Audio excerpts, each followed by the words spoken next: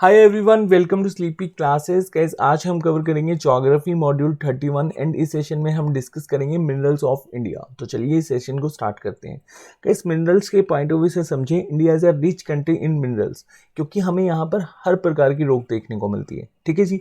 अब mineral belt जो India में जिसका फॉर्मेशन हुआ वो क्यों हुआ, तो आपको यहाँ पर याद रखना है, mineral belt form due to reunion hotspot. अब रीयूनियन हॉटस्पॉट क्या है, इसको हम डिटेल में कवर करेंगे जब हम टेक्टोनिक प्लेट का कंसेप्ट डिस्कस करेंगे। ठीक है जी। अभी के लिए जस्ट आपको याद रखना है, इंडिया में जो मिनरल बेल्ट है उसका फॉर्मेशन क्यों हुआ, रीयूनियन हॉटस्पॉट की वजह से। ठीक है जी।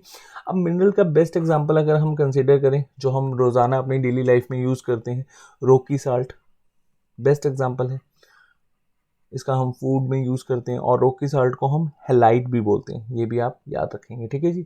अब मिनरल को हम डेफिनेशन के पॉइंट ऑफ व्यू से समझें तो हमें यहाँ पर 4 पॉइंट्स याद रखने हैं। फर्स्ट है नेचुरल अकरिंग। ठीक है जी। नेचुरल अकरिंग का मतलब क्या होता है, जिसे हम लोगों ने ना बनाया हो। Second point inorganic. इनऑर्गेनिक बोले तो ऐसा सब्सटेंस जो ऑर्गेनिज्म के थ्रू ना बना हो। ठीक है। थर्ड पॉइंट, ये हमेशा सॉलिड स्टेट में होना चाहिए, लिक्विड या फिर गैस की स्टेट में नहीं होना चाहिए। Fourth point, definite chemical composition.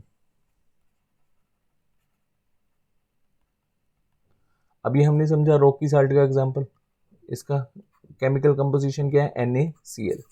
ठीक है जी। तो ये 4 पॉइंट्स के अकॉर्डिंगली हम मिनरल को डिफाइन करते हैं।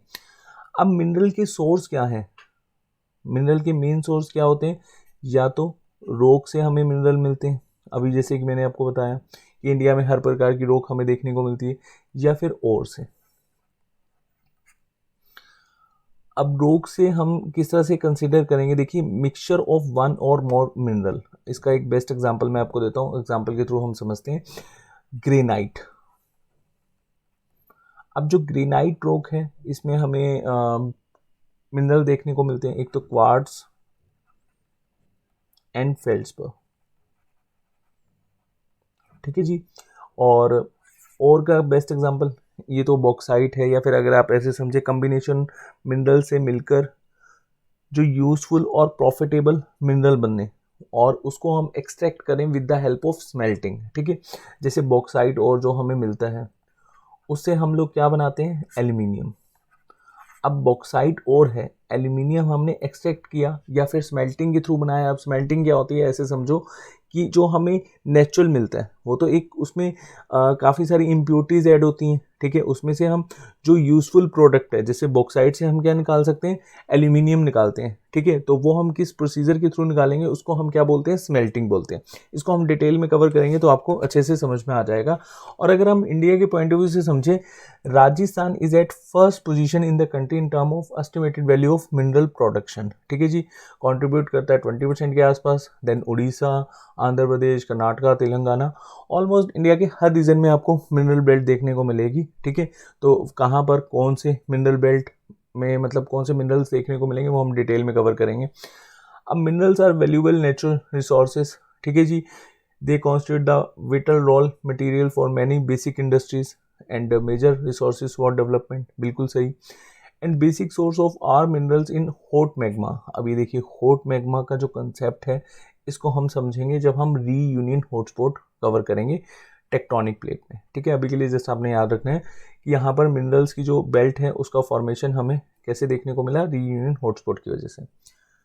अब देखिए मिनरल्स का जो डिस्ट्रीब्यूशन है इंडिया में, हम यहाँ पर 6 वे में समझेंगे। North eastern peninsular belt. ठीक है। एक तो ये बेल्ट है, यहाँ पर कौन कौन से मिनरल्स हमें देखने को मिलेंगे इसको भी डिटेल में कवर करेंगे। Then south western belt, north western belt, central belt, southern belt and Indian ocean belt. ठीक है।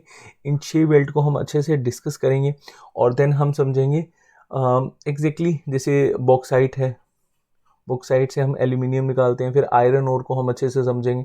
पहले हम यहाँ पर इंडिया के पॉइंट ऑफ व्यू से समझें कि कौन कौन से बेल्ट में हमें कौन कौन से मिनरल देखने को मिलते हैं। ठीक है जी। अब देखिए जो नॉर्थर्न ईस्टर्न पेनिनसुलर बेल्ट है ये कौन सा रीजन कवर करती है? झारखंड, उड़ीसा, वेस्ट बंगाल। ठीक है, ये बेस्ट या फिर रिचेस्ट मिनरल बेल्ट कंसीडर करा जाता है इसको, क्योंकि इसको हम लोग क्या बोलते हैं? छोटा नागपुर प्लेट्यू बेल्ट। अब छोटा नागपुर प्लेट्यू बेल्ट तो मिनरल्स के पॉइंट ऑफ व्यू से वैसे ही बहुत ही ज़्यादा फेमस है और बहुत ही ज़्यादा हम लोगों के लिए क्या है? बेनिफिशियल है। और इसको हम लोग क्या कहते हैं? Heartland of India. ठीक है जी। और ये बेल्ट में हमें मेनली क्या देखने को मिलता है? Iron and steel. ठीक है, तो इसको हम iron and steel belt of India भी कहते हैं। और भी बहुत सारे मिनरल्स देखने को मिलते हैं लाइक कोल, आयरन और manganese, limestone, bauxite, copper, chromite, dolomite, China clay etcetera. ठीक है जी। लेकिन मेनली अगर हम देखें तो यहाँ पर 93% हमें आयरन और देखने को मिलता है। ठीक है, डेट्स वाई हम इसको क्या कहते हैं? Iron and steel belt of India. केनाइट भी 100% इसका यहाँ पर रिजर्व देखने को मिलता है, 84% कोल का, 70% क्रोमाइट का एंड उसके बाद 20% लाइमस्टोन का। ठीक है जी। ये जस्ट आपको यहाँ पर याद रखना है कि ये रिचेस्ट मिनरल बेल्ट है, आयरन एंड स्टील भी इसको कंसीडर करा जाता है। और कौन सा एरिया है? झारखंड, उड़ीसा, वेस्ट बंगाल। ये नहीं आपको याद रखना कि कौन कौन से यहाँ पर बेसिकली हमें रिजर्व देखने को मिलते हैं। जस्ट आप आयरन को याद रख सकते हो, कोल को याद रख सकते हो। ठीक है, जस्ट आपको एक आइडिया होना चाहिए कौन सी बेल्ट की हम बात कर रहे हैं। ठीक है, नेक्स्ट है south western belt. South western belt जो एरिया कवर करती है गोवा, कर्नाटका एंड केरला। ठीक है जी। केरला तो बहुत ही ज़्यादा फेमस है मोनोजाइट सैंड के लिए। अब मोनोजाइट सैंड से हम क्या एक्सपेक्ट करते हैं ये हम लास्ट में समझेंगे। बहुत ही इंपॉर्टेंट है मोनोजाइट सैंड हमारे लिए। ठीक है जी। और यहाँ पर भी हमें बहुत सारे मिनरल्स देखने को मिलते हैं लाइक एज आयरन और, कॉपर, बॉक्साइट, मैग्नाइज, ग्रेनाइट, क्ले। ठीक है जी। गोवा भी लार्जेस्ट प्रोड्यूसर है आयरन ओर का। ठीक है, वैसे गोवा फेमस है घूमने के लिए, बट यहाँ पर आयरन ओर के लिए भी बहुत बड़ा लार्जेस्ट प्रोड्यूसर है इंडिया के पॉइंट ऑफ व्यू से समझे तो। ठीक है, तो साउथर्न वेस्टर्न बेल्ट में आप यहाँ पर जो केरला वाला रीजन है जिसमें हमें मोनोजाइट सैंड देखने को मिलती है, ये काफ़ी इंपॉर्टेंट है, इसको हम डिटेल में कवर करेंगे अभी के लिए। जस्ट आपको यहाँ पर एरिया देखने हैं कौन कौन सी बेल्ट में कौन कौन से हमें यहाँ पर एरियाज कंसीडर हैं और यहाँ पर हमें कौन से मिनरल्स देखने को मिलेंगे। ठीक है जी। उसके बाद नॉर्थ वेस्टर्न बेल्ट है। अब नॉर्थ वेस्टर्न बेल्ट को एक्सटेंड करें हम राजस्थान और गुजरात वाला एरिया या फिर धरवार सिस्टम। धरवार सिस्टम ये ओल्डेस्ट लैंड मास में हम लोग मेनली इंडिया की दो बेल्ट देखते थे, एक तो धरवार रीजन, ठीक है जी, और एक देखते थे छोटा नागपुर प्लेट्यू। ठीक है, इस तरह से ये डिवाइडेड था। अब धरवार रीजन वाला जो रीजन है उसको हम लोग क्या बोलते हैं? Northern western belt. ठीक है, यहाँ पर हमें देखने को मिलते हैं non ferrous metal. Non ferrous metal जहाँ पर आयरन का कंटेंट नहीं होता like as copper, lead, zinc, mica, manganese, steatite etcetera are found. ठीक है जी। और राजस्थान तो फेमस है ही सैंडस्टोन, ग्रेनाइट, मार्बल के लिए and gypsum and fuller's earth deposit are also extensively found here. ठीक है जी। तो मेनली राजस्थान में ही प्रोडक्शन होता है ज़्यादातर, हम देखेंगे अच्छे से डिस्कस करेंगे इसको। उसके बाद है सेंट्रल बेल्ट। अब सेंट्रल बेल्ट अगर हम समझें ये एक्सटेंशन है छोटा नागपुर प्लेट्यू की। ठीक है, तो छोटा नागपुर प्लेट्यू के पॉइंट ऑफ व्यू से समझे तो हम छत्तीसगढ़, मध्य प्रदेश, आंध्र प्रदेश, महाराष्ट्र, तेलंगाना तक अगर हम एक्सटेंड कर दें तो इसको हम लोग क्या बोलते हैं? Central belt. ठीक है, यहाँ पर हमें कौन कौन से मिनरल्स देखने को मिलते हैं? Bauxite, manganese, limestone, marble, mica, gems, graphite etcetera are mainly found in this belt. ठीक है जी। वैसे आप यहाँ पर लाइमस्टोन और बॉक्साइट को याद रख सकते हैं। उसके बाद है साउथर्न बेल्ट। अब साउथर्न बेल्ट कौन कौन से एरिया कवर करती है? कर्नाटका प्लेट्यू, तमिलनाडु, और यहाँ पर हमें कौन कौन से बेसिकली डिपॉजिट देखने को मिलते हैं? Lignite is found at Neyveli in Tamil Nadu. ये आप एरिया भी यहाँ पर याद रखेंगे। ठीक है, कहाँ पर हमें देखने को मिलता है लिग्नाइट का? नेवेली इन तमिलनाडु। एंड वैसे अगर हम समझें तो नॉर्थ ईस्टर्न पेनिनसुलर बेल्ट की तरह ही है। ठीक है, यहाँ पर कुछ हमें फेरस मेटल और बॉक्साइट डिपॉजिट देखने को मिलते हैं, गोल्ड, आयरन और, क्रोमाइट, मैग्नाइज, बॉक्साइट। ठीक है, और ये रीजन को हम सेकेंड लार्जेस्ट मिनरल बेल्ट भी कहते हैं। ठीक है, यहाँ पर भी काफ़ी ज़्यादा हमें मिनरल्स देखने को मिलते हैं, साउथर्न बेल्ट है जो। उसके बाद लास्ट में है Indian ocean belt. Indian ocean belt यहाँ पर हमें पेट्रोलियम एंड नेचुरल गैस के रिजर्व देखने को मिलते हैं। ठीक है जी। And deposit of manganese nodules. Nodules बोले तो the nodules of best quality are present below the 4000 metre water depth, ठीक है जी। और फॉस्फेट नोड्यूल्स हमें कहाँ पर देखने को मिलते हैं, अंडमान आइलैंड। चलिए अब मिनरल्स को अच्छे से समझते हैं। अब मिनरल्स होते क्या हैं, देखिए मिनरल्स को हम 2 पार्ट्स में मेनली डिवाइड करते हैं। वैसे हम 3 पार्ट्स में कर सकते हैं, एक है मेटेलिक, एक है नॉन मेटेलिक और एक है एनर्जी मिनरल्स, ठीक है। अब देखिए जो मेटेलिक है, मेटेलिक को फर्दर हमने 2 या 3 पार्ट्स में डिवाइड करा। वैसे 2 पार्ट्स है, नॉन फेरस को ही हम प्रीसियस में कंसीडर करते हैं, बट यहाँ पर मैंने अलग से इसको इसलिए कंसीडर करा है कि आप लोग यहाँ पर कंफ्यूज ना हो। अब फेरस क्या होता है, फेरस बोले तो जिसमें आयरन कंटेंट होता है, ठीक है। अब आयरन कंटेंट होगा तो उसमें कॉरेशन भी होगा, ठीक है। और मेटेलिक में अगर हम देखें तो सेकंड है नॉन फेरस। अब नॉन फेरस में कौन से आ जाएंगे, copper, lead, tin, bauxite etcetera, ठीक है। अब देखिए मेटेलिक और नॉन मेटेलिक, नॉन मेटेलिक में यहाँ पर हम देखें mica, salt, potash, limestone, sandstone, marble etcetera. और ये तो खैर एनर्जी मिनरल्स हो गए, इसको हम अलग से सेशन में डिस्कस करेंगे।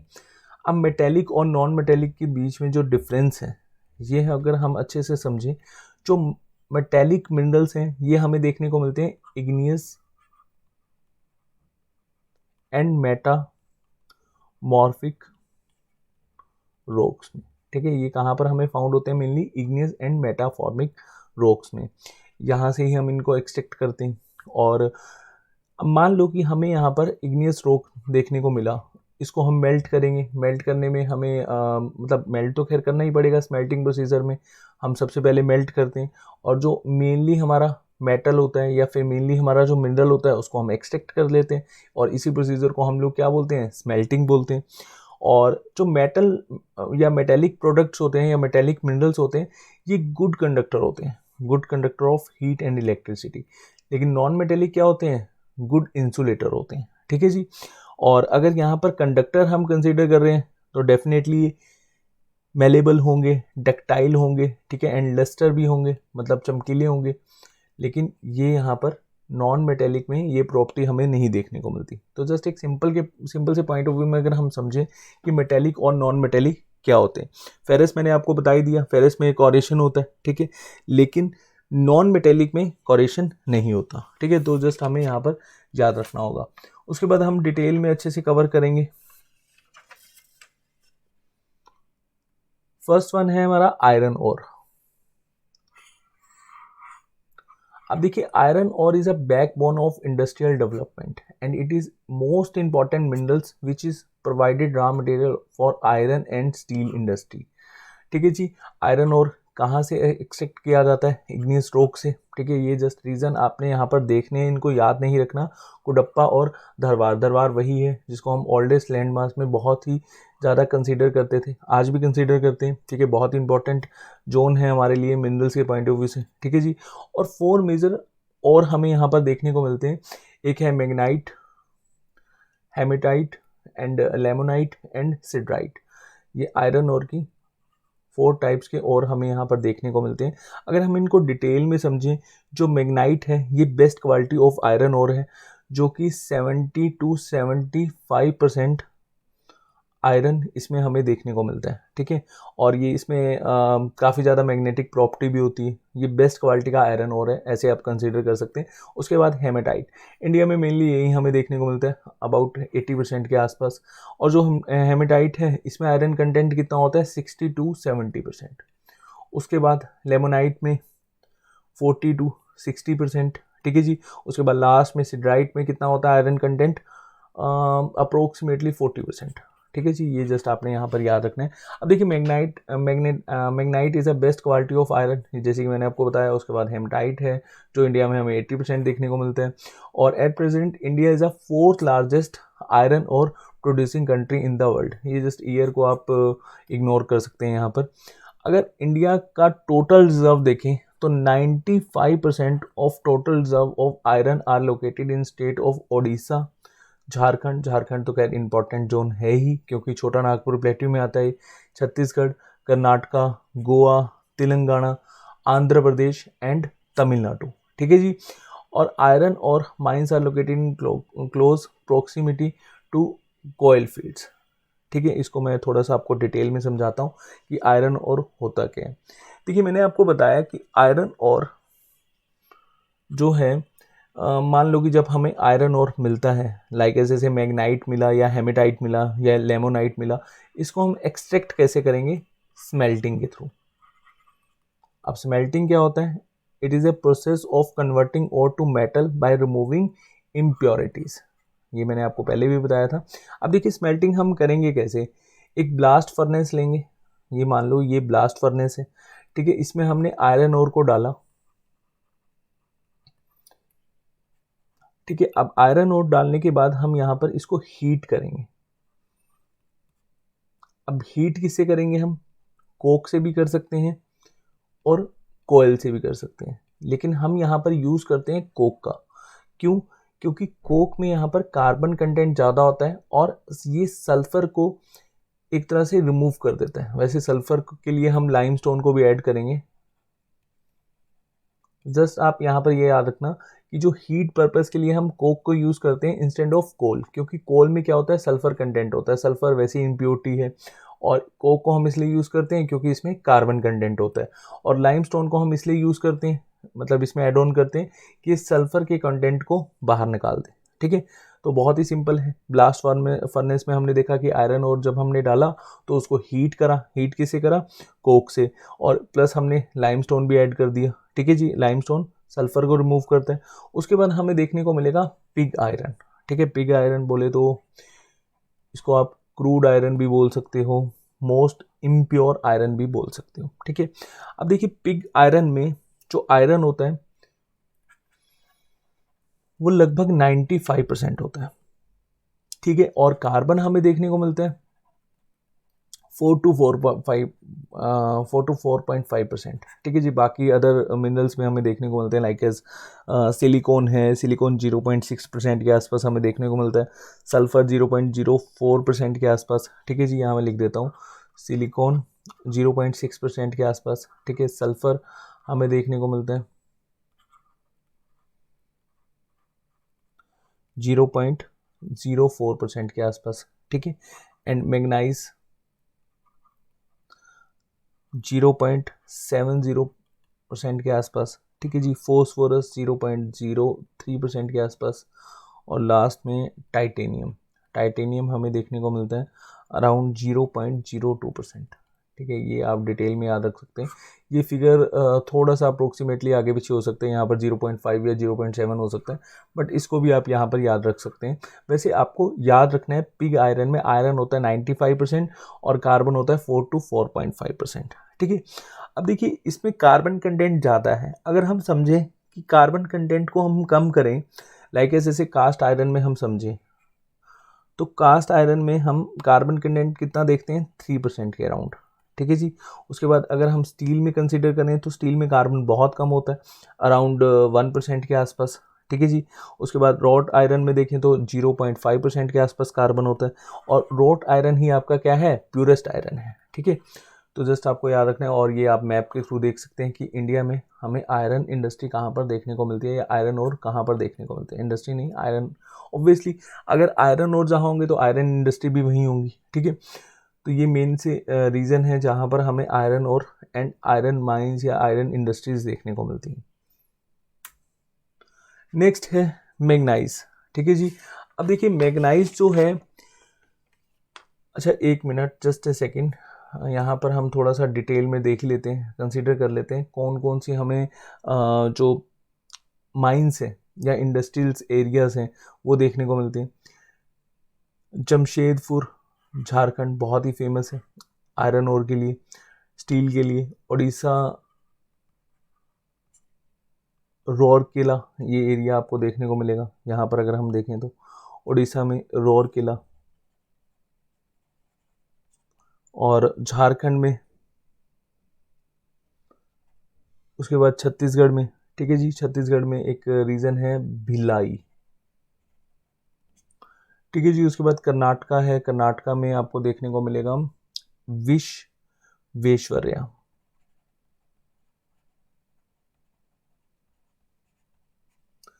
तमिलनाडु में रीजन है सालेम। वेस्ट बंगाल में रीजन है, वेस्ट बंगाल तो यहाँ पर लिखा नहीं हुआ, यहाँ पर लिख लेना, वेस्ट बंगाल में दुर्गापुर, ये तो बहुत ही इंपॉर्टेंट प्लेस है, ये कुछ रीज़न है जहाँ पर हमें देखने को मिलती है आयरन इंडस्ट्री, ठीक है। तो ये एरियाज भी आप लोग याद रख सकते हैं, वैसे पेपर में आते नहीं है, जस्ट फॉर नॉलेज आपको यहाँ पर याद रखना होगा। और एक क्वेश्चन आता है स्टेनलेस स्टील में हम क्या एड ऑन करते हैं स्टेनलेस स्टील बनाने के लिए? 5% क्रोमियम। बहुत ही सिंपल है, ठीक है, तो याद रहेगा आपको। उसके बाद हम नेक्स्ट कवर करेंगे मैग्नाइज। अब देखिए मैग्नाइज क्या है, ये एक तरह का ये हमें फ्री एलिमेंट नहीं मिलता हमारे नेचर में, ये कम्बिनेशन में ही मिलेगा आयरन के, और आयरन के कम्बिनेशन में हम इसको अगर मिला दें, मतलब मैग्नाइज और आयरन को मिला दें, तो हम इसे क्या प्रोड्यूस करते हैं? स्टील, ठीक है जी। या आयरन प्लस मैग्नाइज को हम लोग क्या बोलते हैं? स्टॉप ब्रेकिंग, ठीक है। और मैग्नाइज का बहुत जगह यूज़ करा जाता है, लाइक जैसे ब्लीचिंग पाउडर, इंसेक्टिसाइड्स, पेंट्स, मैं यहाँ लिख देता हूँ ब्लीचिंग पाउडर, ठीक है जी, insecticide, paints, batteries and steel industry. Steel industry तो खैर हमने यहाँ पर समझाई। और आयरन और मैग्नाइज को अगर हम मिला दें तो इसको हम लोग क्या बोलते हैं? फेरो मैग्नाइज, ठीक है जी। बहुत ही इंपॉर्टेंट है स्टील इंडस्ट्री के लिए। और कौन से रीजन में हमें देखने को मिलता है मैग्नाइज? उड़ीसा, मध्य प्रदेश, झारखंड, आंध्र प्रदेश, गोवा, राजस्थान, महाराष्ट्र एंड गुजरात। मध्य प्रदेश में सबसे ज़्यादा प्रोड्यूस करा जाता है मैग्नाइज 27% के आसपास, देन महाराष्ट्र, देन उड़ीसा, ठीक है। ये 3 एरिया ही आप याद रख सकते हैं, बहुत है। और आपको ये एरियाज नहीं याद रखने कि मध्य प्रदेश में कहाँ पर आपको मैग्नाइज देखने को मिलेगा, जैसे मयूरभंज उड़ीसा में है, बालघाट और चिंडवारा मध्य प्रदेश में है, नागपुर, रत्नागिरी, विशाखापट्टनम आंध्र प्रदेश में। ये एरियाज नहीं आपको याद रखने हैं, ठीक है। जस्ट आपको स्टेट वाइज याद रखना है, ज़्यादा डिटेल में जाना नहीं है। और एरियाज जो एक तरह से विलेजेस एरिया हैं या फिर डिस्ट्रिक्ट एरियाज हैं वो याद नहीं रखने। अब मोस्ट इम्पॉर्टेंट मैग्नाइज बेल्ट अगर हम देखें तो बालाघाट, छिंदवाड़ा इन मध्य प्रदेश, ठीक है, और ये नागपुर और भंडवारा महाराष्ट्र रीजन में हमें देखने को मिलती है। और इंडिया सेकंड लार्जेस्ट मैग्नाइज और रिजर्वर है वर्ल्ड के पॉइंट ऑफ व्यू से, लेकिन प्रोड्यूस करता है जब प्रोड्यूस करता है तो इसका रैंक आ जाता है 6th लार्जेस्ट में, ठीक है जी। और सबसे ज़्यादा रिजर्व देखने को मिलता है जिम्बाब्वे में। और इंडिया से सबसे ज़्यादा जो मैग्नाइज है वो कहाँ जाता है? जापान में। ये आपको मैग्नाइज और देखने को मिलेगा कौन कौन से रीजन में मैग्नाइज और, लाइक जैसे छिंदवाड़ा है, नागपुर है, बांद्रा है, बालाघाट है, ठीक है। तो मैप के पॉइंट ऑफ व्यू से भी आप याद रख सकते हैं। वैसे आपको एरियाज नहीं याद रखने हैं, जस्ट आप स्टेट के पॉइंट ऑफ व्यू से इसको याद रख सकते हैं। उसके बाद नेक्स्ट है निकल। अब देखिए nickel, it doesn't occur free in nature, ये भी मैग्नाइज की तरह है, ठीक है जी। And it is found in association with copper, या तो ये कॉपर के साथ हमें देखने को मिलेगा, या फिर यूरेनियम के साथ, या फिर अदर मेटल्स के साथ, ठीक है जी। मतलब यहाँ पर निकल अलग से एक और में हमें कंसिडरेबल या देखने को नहीं मिलेगा। अब निकल क्या होता है? हार्ड होता है, मेलेबल होता है, हाईली टेंसाइल होता है, elastic and resistance to abrasion, ठीक है जी। It is largest used in ornaments. Nickel को हम किस में यूज़ करते हैं? ऑर्नामेंट्स में, एयरक्राफ्ट्स में। तो बहुत बार पूछा जाता है कि एयरक्राफ्ट में हम किसका यूज़ करते हैं? निकल का। ऑटोमोबाइल प्रोडक्शन में, ठीक है जी। और कौन कौन से रीजन्स हैं जहाँ पर हमें निकल के डिपॉजिट देखने को मिलते हैं? कटक एंड मयूरभंज एरिया, जैसे आप उड़ीसा के पॉइंट ऑफ व्यू से इसको याद रख सकते हैं। झारखंड इज़ ए लीडिंग निकल producing state in the country, तो झारखंड एंड उड़ीसा 2 स्टेट में आपको निकल देखने को मिलेगा ज़्यादा, ठीक है जी। एंड इंडिया इंपोर्ट करता है nickel to fulfil its domestic needs, ठीक है। यहाँ पर हम क्या कर रहे हैं? इंपोर्ट कर रहे हैं, हमारे पास इतना इनफ निकल होता नहीं है जिससे हम अपना डोमेस्टिक नीड्स को फुलफिल कर सकें। उसके बाद नेक्स्ट है कॉपर, ठीक है। कॉपर बहुत ही इंपॉर्टेंट है। अब देखिए कॉपर अगर हम समझें तो फर्स्ट मेटल है ह्यूमन सिविलाइजेशन के पॉइंट ऑफ व्यू से। हड़प्पा सिविलाइजेशन में भी हमने समझा था। अब हड़प्पा सिविलाइजेशन में आपने डेफिनेटली सुना होगा एक ब्रोंज या फिर एक कॉपर की एक स्टैचू है, ठीक है, डांसिंग गर्ल का, ठीक है, आपने डेफिनेटली सुना होगा। और उस समय बहुत ज़्यादा कॉपर का यूज़ करा जाता था ऑर्नामेंट्स में। अब कॉपर एंशिएंट समय से यूज़ हो रहा है, तो यहाँ पर एक माइंस है, खेतरी माइंस, जो कि राजस्थान में आपको देखने को मिलेगी। यहाँ पर कॉपर एक्सट्रैक्ट किया जा रहा है age of Indus valley civilisation, ठीक है। तो आप देख सकते हैं कि कॉपर सबसे पहले यूज़ किया जाता था। अब कॉपर किस में ज़्यादा यूज़ किया जाता है? इलेक्ट्रिकल इंडस्ट्री में, इससे इलेक्ट्रिकल वायर्स बनती हैं, ठीक है जी। इलेक्ट्रिकल मोटर्स, ट्रांसफार्मर्स, जनरेटर में इसका यूज़ किया जाता है। And it is allowable, malleable and ductile metal, ठीक है जी। इसको अगर हम मिक्स कर दें गोल्ड के साथ तो ये ज्वेलरी में बहुत ही ज़बरदस्त तरीके से स्ट्रेंथ प्रोवाइड करवाता है, ठीक है। और alloy of copper and zinc, इसको हम लोग क्या बोलते हैं? Brass. Alloy of copper and tin, इसको हम लोग क्या बोलते हैं? ब्रॉन्ज, ठीक है जी। उसके बाद कॉपर जो हमारे इंडिया में मेनली फाउंड होता है, इग्नियस, सेडिमेंट्री एंड मेटाफॉर्मिक, तीनों ही रॉक से ये फाउंड होता है, ठीक है। और इसके जो मेजर ऑर्स हैं जहाँ से हमें एक्सट्रैक्ट हम करते हैं कॉपर को, एक तो है सल्फाइड और, चैलोकोपिराइट, चैल्कोसाइट, बोमाइट। इन मेनली हम ऑक्साइड से इन ओर से हम एक्सट्रैक्ट करते हैं कॉपर को, ठीक है जी। And red and brown coloured copper is largely used in manufacturing of electronic goods because it is good conductor of electricity. और अगर हम कॉपर के पॉइंट ऑफ व्यू से समझें, कॉपर सबसे ज़्यादा कहाँ पर प्रोड्यूस होता है? मध्य प्रदेश में। लेकिन अगर हम मॉनेटरी वाइज समझें, मतलब सबसे जो एक तरह से बेनिफिशियल या सबसे महंगा जो कॉपर है, ये एक्सट्रैक्ट होता है राजस्थान से, ठीक है। अगर हम वर्ल्ड के पॉइंट ऑफ व्यू से समझें तो ये रीजन आपने याद रखना है, चुकीका, माता, प्लेट्यू।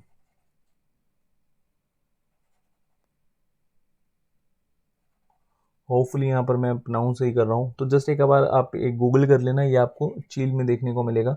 और इसको हम लोग copper capital of the world भी कहते हैं। और राजस्थान में बेटर क्वालिटी ऑफ कॉपर हमें देखने को मिलता है, ठीक है जी। अब देखिए 80% जो हम कॉपर यूज़ करते हैं हाईली क्वालिटी का करते हैं, और ये राजस्थान रीजन से ही है, ठीक है जी। चलिए नेक्स्ट देखते हैं बॉक्साइट। अब बॉक्साइट के पॉइंट ऑफ व्यू से समझे तो 80% 70 to 80% बॉक्साइट हमें एल्यूमिनियम से हम इसको एक्सट्रैक्ट करते हैं, ठीक है। और ओडिशा लार्जेस्ट प्रोड्यूसिंग स्टेट है बॉक्साइट के पॉइंट ऑफ व्यू से। और ओडिशा में कुछ डिस्ट्रिक्ट हैं लाइक जैसे कलहांडी है, कारापुर डिस्ट्रिक्ट है, संबलपुर है, सुंदरगढ़ है, जहाँ पर हमें बॉक्साइट और देखने को मिलता है, ठीक है जी। महाराष्ट्र में कोल्हापुर है, झारखंड में लोहारदागा है, मध्य प्रदेश में अमरकंटक है। ये मैं आपको क्यों रीज़न बोल रहा हूँ, ये रीजन्स इंपॉर्टेंट है, ठीक है। यहाँ पर समझिए, फिर हम इसको डिटेल में समझते हैं। देखिए जो बॉक्साइट और है, ठीक है, इनकी माइंस हमें कहाँ देखने को मिलेगी? पंचपतीमली, ये उड़ीसा रीजन में है। उड़ीसा में कहाँ पर है? कोरापुट में। उसके बाद नेक्स्ट है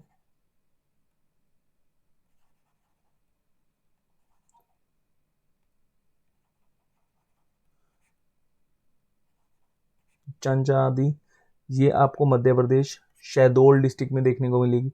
उसके बाद मैनपाट, ये आपको छत्तीसगढ़ में देखने को मिलेगी, ठीक है जी। उसके बाद असोटा, मेवासा, ये बहुत ही इंपॉर्टेंट है, बहुत बार क्वेश्चन पेपर में आ चुका है।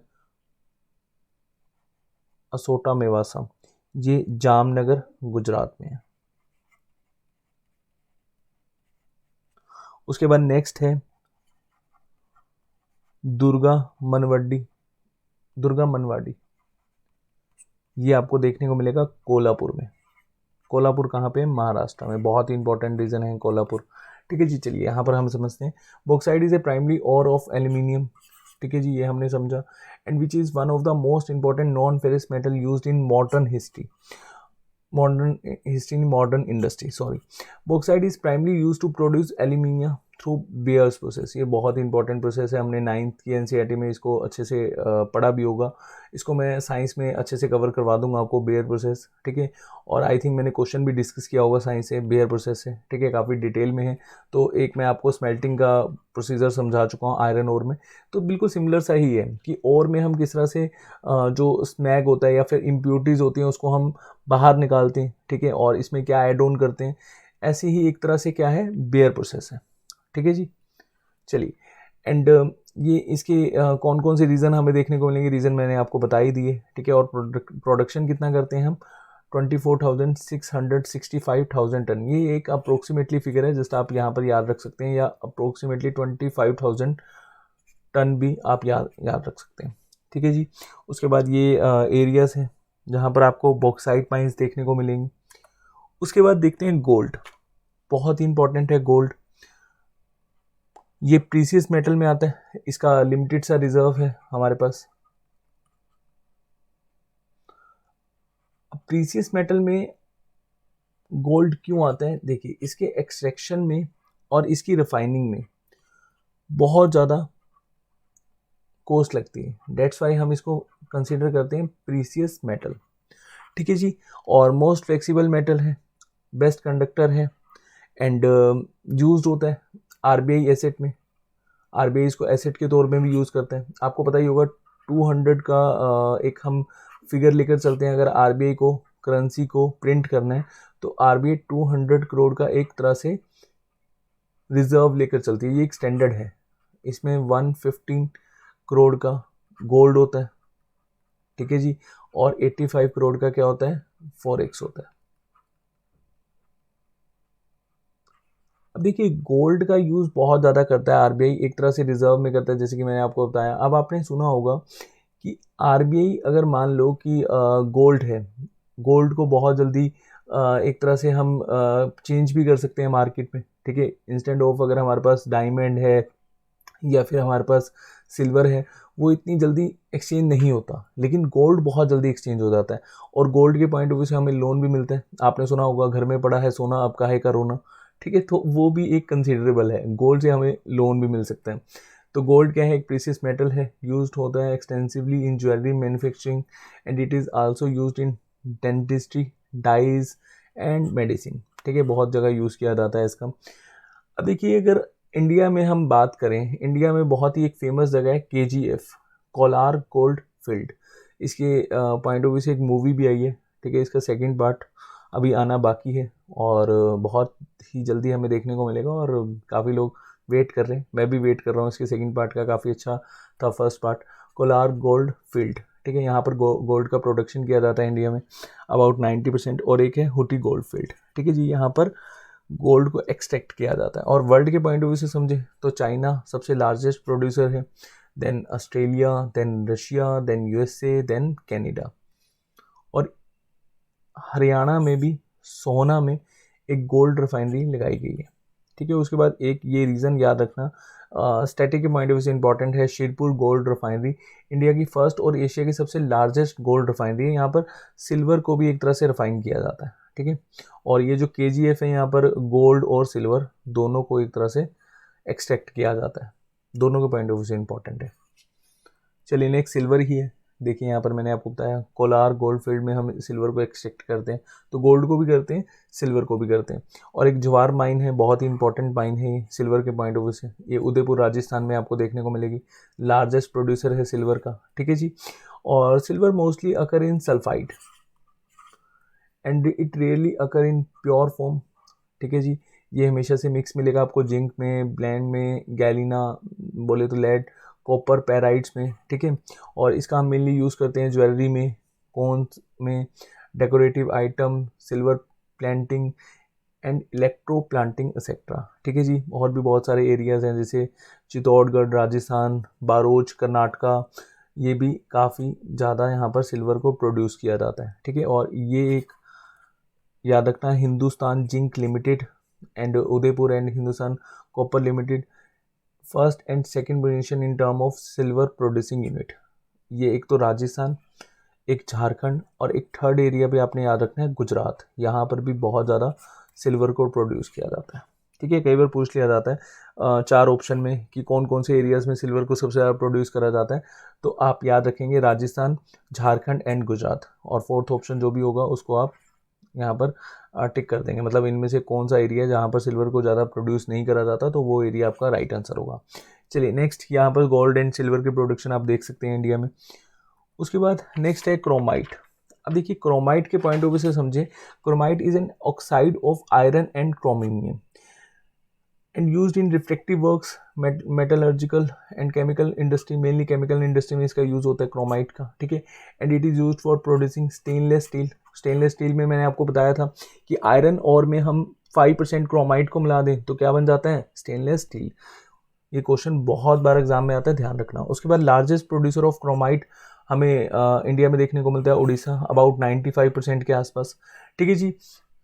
And other chromite producing region है जैसे चित्रादुर्गा है, सन है कर्नाटका में, एंड रत्नागिरी बहुत ही फेमस रीजन है मैंगो के पॉइंट ऑफ व्यू से भी, ठीक है। बट चलिए वो अलग रीजन है इसका। रत्नागिरी जो कि महाराष्ट्र में, यहाँ पर भी क्रोमाइट हमें देखने को मिलता है, ठीक है। उसके बाद India 4th largest chromite producing country है वर्ल्ड में, after south Africa, Turkey and Kazakhstan. चलिए नेक्स्ट, ये आप मैप में देख सकते हैं कि कौन कौन से एरिया में हम क्रोमाइट माइंस देख सकते हैं। उसके बाद lead is extracted from its ore called galena, and it is mostly found along with silver and zinc, ठीक है जी। ये सिल्वर एंड जिंक से के साथ आपको मिलेगा। देखिए और जो जब भी हमें मिलता है ना, तो उसमें ऐसा नहीं है कि अगर हम बॉक्साइट की बात कर रहे हैं तो इसमें एल्यूमिनियम ही होगा, और भी बहुत सारी चीज़ें होती हैं, उनको हम एक्सट्रैक्ट करते हैं समटाइम्स। अगर मान लो कि यहाँ पर कोई अन्य जो चीज़ है वो ज़्यादा मात्रा में है, तब हम उसको एक्सट्रैक्ट करते हैं, अदरवाइज हम उसको क्या कर देते हैं, इम्प्योरिटीज़ के थ्रू बाहर निकाल देते हैं और एल्यूमिनियम को एक्सट्रैक्ट करते हैं। वैसे ऐसा ही होता है कि एक और में हम मेनली एक ही मेटल या फिर नॉन मेटेलिक मिनरल्स को निकालते हैं, ठीक है। लेकिन समटाइम्स हम 2 और 3 टाइम जो मिनरल्स होते हैं उनको भी एक्सट्रैक्ट करते हैं। बेयर प्रोसेस है, बहुत सारे प्रोसेस हैं स्मेल्टिंग के, ठीक है, इम्प्योरिटीज़ को बाहर निकालने, ठीक है। इनको हम डिटेल में फिर कभी डिस्कस करेंगे, साइंस के पॉइंट ऑफ व्यू से अच्छा टॉपिक है ये, ठीक है। जस्ट आपको यहाँ पर इतना डिटेल में जाना नहीं है, आपको जस्ट पता होना चाहिए कि स्मेल्टिंग कैसे होती है, वो मैंने आपको आयरन ओर में समझा दिया, ठीक है। चलिए अब हम टॉपिक पर वापस आते हैं। The primary use of lead is in iron and steel industry, ठीक है। It is widely use in alloys, cable cover. एक तरह से ये आप ऐसे कंसीडर कर सकते हैं, ये एक तरह का इंसुलेटर है, ठीक है। तभी हम इसको केबल कवर में यूज़ करते हैं। Lead sheet paints, glass making, paint making, automobile, aeroplanes और typewriters, printing and rubber industry में भी इसका यूज़ किया जाता है। India is a largely dependent on import. हमारे यहाँ लेड इतना होता नहीं है, ठीक है, बहुत ही इसके लोअर डिपॉजिट है, ठीक है, और प्रोडक्शन भी इतनी ज़्यादा होती नहीं है। कौन से रीजन में इसकी प्रोडक्शन होती है, राजस्थान रीजन में, और राजस्थान रीजन में इसकी प्रोडक्शन करता कौन है, हिंदुस्तान जिंक लिमिटेड, ठीक है जी। नेक्स्ट है zinc. Zinc is found in association with lead. अभी हमने समझा लेड के साथ हमें देखने को मिलता है जिंक, और लेड एंड सिल्वर के साथ हमें हमेशा मिलेगा जिंक, और जिंक को हम एक्सट्रैक्ट करते हैं जिंक सल्फाइड से, कैलमाइन एंड जिनसाइट, वेलमाइट एंड हेमी मोराफाइट से, ठीक है जी। इसको मेनली हम कहाँ पर यूज़ करते हैं, एलॉइंग में, ठीक है जी, और पेंट में, बैटरी में, स्पेयर पार्ट्स में, जो मोटर के स्पेयर पार्ट्स होते हैं, मेडिसिन में भी जिंक्स का यूज़ किया जाता है, ठीक है। और अगर हम कमर्शियल माइन देखें इंडिया में तो वो राजस्थान में हमें देखने को मिलेगी, और उसको कौन बेसिकली रन कर रहा है, हिंदुस्तान जिंक लिमिटेड। और लार्जेस्ट जिंक रिजर्वर इंडिया में हमें राजस्थान में ही देखने को मिलेगा, ठीक है जी। चलिए नेक्स्ट, ये लेड एंड जिंक आप देख सकते हैं कहाँ कहाँ पर हमें और देखने को मिलते हैं एरियाज। उसके बाद है diamond. Diamond hardest non metal है, ठीक है जी। ये हमें फोसिल, या ऐसे समझो डायमंड हमें कैसे मिला, फोसिल्स प्लस ऑर्गेनिक सब्सटेंस से हमें डायमंड का फॉर्मेशन देखने को मिला, और इसको मेनली हम यूज़ करते हैं ज्वेलरीज में, एंड ग्लास कटिंग में भी इसका यूज़ किया जाता है। आप लोगों ने डेफिनेटली देखा होगा, एक पेंसिल होती है, जब भी आप ग्लास को कट करवाने गए होंगे तो वो जस्ट एक पेंसिल को इस तरह से चलाते हैं और ग्लास बहुत ईजिली कट हो जाता है। अगर हम काटने की कोशिश करेंगे तो वो टूट ही जाता है, ठीक है। तो डायमंड का यूज़ करा जाता है ग्लास कटिंग में, और ज्वेलरी में भी बहुत ज़्यादा यूज़ किया जाता है। अच्छा, डायमंड के पॉइंट ऑफ व्यू से समझे, कटिंग, फर्निशिंग एंड पॉलिशिंग कहाँ पर होती है, सूरत में, ठीक है जी। तो सूरत में 90% डायमंड की कटिंग एंड पॉलिशिंग होती है, फर्निशिंग भी होती है। अगर हम लार्जेस्ट मार्केट समझें तो इसको आप मुंबई भी कंसीडर कर सकते हैं। समटाइम्स अगर ऑप्शन में मुंबई होगा तो वो भी आपका सही आंसर होगा लार्जेस्ट मार्केट के पॉइंट ऑफ व्यू से, ठीक है। अगर सूरत आपको ऑप्शन में नहीं देखने को मिलेगा तो आप मुंबई को भी यहाँ पर एक तरह से सही समझ सकते हैं। उसके बाद मध्य प्रदेश में हमें डायमंड की प्रोडक्शन ज़्यादा देखने को मिलती है, और मध्य प्रदेश में एक अभी के लिए एक फॉरेस्ट को भी ख़त्म किया जा रहा है डायमंड को एक्सट्रैक्ट करने के पॉइंट ऑफ व्यू से। वहाँ पता लगा है कि डायमंड है, तो पूरा का पूरा फॉरेस्ट ही उसको रीजन को एक तरह से ख़त्म कर रहे हैं। और पन्ना एंड सतना डिस्ट्रिक्ट जो है मध्य प्रदेश में काफ़ी फेमस है डायमंड के पॉइंट ऑफ व्यू से। जैसे कि मैंने आपको बताया फोसिल्स, तो ये जस्ट एक आइडिया ले सकते हैं। फोसिल एंड ऑर्गेनिक सब्सटेंस से हमें डायमंड का फॉर्मेशन देखने को मिलता है। और वर्ल्ड के पॉइंट ऑफ व्यू से अगर हम समझें, सबसे ज़्यादा प्रोडक्शन कहाँ पर होता है डायमंड का? रशिया में। और सबसे बड़ी मार्केट कहाँ पर है? Antwerp, Belgium. इसको डायमंड कैपिटल भी कहा जाता है। और डायमंड सिटी किसको कहा जाता है? जहां पर मैक्सिमम रिजर्व है डायमंड का।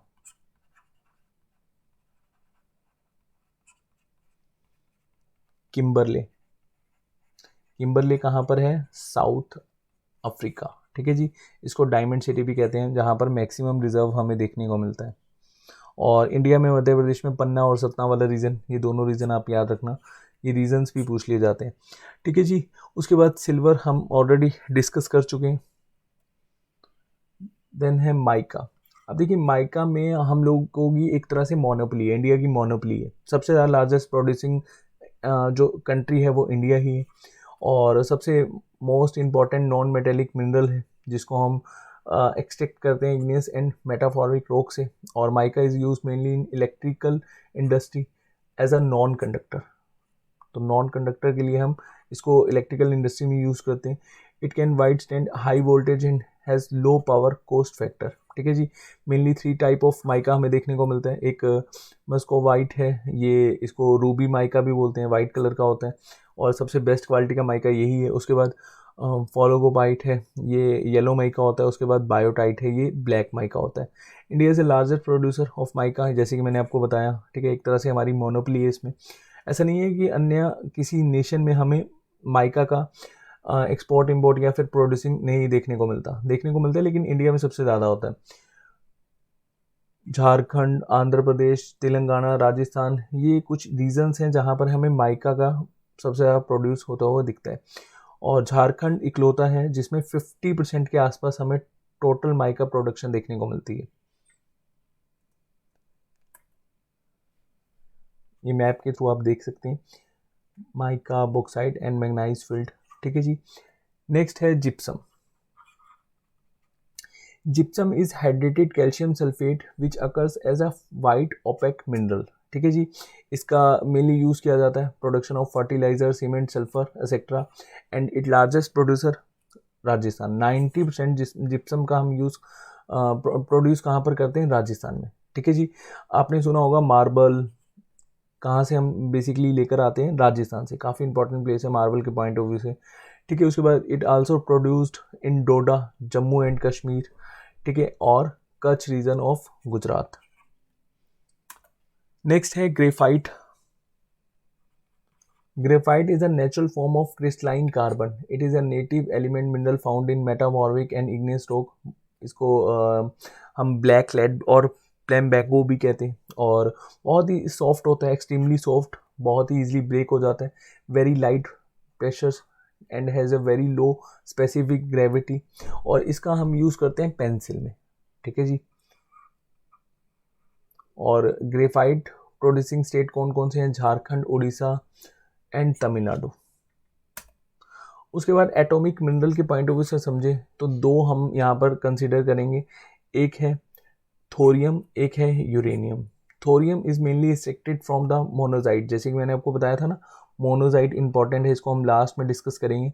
तो मोनोजाइट सैंड हमें देखने को मिलती है केरला, और केरला सबसे इंपॉर्टेंट प्लेस है हमारे लिए, क्योंकि यहाँ पर हम थोरियम को एक्सट्रैक्ट करते हैं। और थोरियम का यूज़ हम किस लिए करते हैं? थोरियम एंड यूरेनियम का न्यूक्लियर एनर्जी में। ठीक है जी। तो रिचेस्ट मोनोजाइट डिपॉजिट है Palakkad and Kollam district of Kerala. ठीक है जी। उसके बाद यूरेनियम अगर हम समझें तो यूरेनियम धरवार, धरवार रीजन कौन सा है? जो ओल्डेस्ट के पॉइंट ऑफ व्यू से ये आपका यही रीजन है, महाराष्ट्र, गुजरात और ये आपका कर्नाटका, केरला वाला रीजन। ठीक है, यहाँ से ही हम यूरेनियम के बहुत ज़्यादा डिपॉजिट्स देखते हैं। अब एक रिपोर्ट थी, इस रिपोर्ट के accordingly Andhra Pradesh largest reservoir है यूरेनियम का। ठीक है, ये रिपोर्ट को भी आप याद रखना है, समटाइम्स डायरेक्टली क्वेश्चन आ जाते हैं। और सबसे ज़्यादा जो प्रोडक्शन करता है यूरेनियम का वो है Kazakhstan, then Canada, then Australia. हम इलेक्ट्रिसिटी पर्पस के लिए, ठीक है, या फिर न्यूक्लियर प्लांट्स के लिए जो सबसे ज़्यादा यूरेनियम है वो कहाँ से मंगवाते हैं, ऑस्ट्रेलिया से। ठीक है, तो सबसे ज़्यादा प्रोडक्शन होती है कजाकिस्तान में। ठीक है जी, देन 22% के आसपास कनाडा और 10% के आसपास ऑस्ट्रेलिया। ठीक है, हमारे इंडिया में रिजर्व कौन से हैं, धरवार रीजन वाले। ठीक है जी, चलिए होपफुली आपको इस सेशन में काफ़ी कुछ सीखने को मिला होगा। इन केस अगर आपका कोई डाउट होगा प्लीज़ कमेंट सेक्शन में पोस्ट कीजिएगा। अपना ध्यान रखिए। Thank you so much.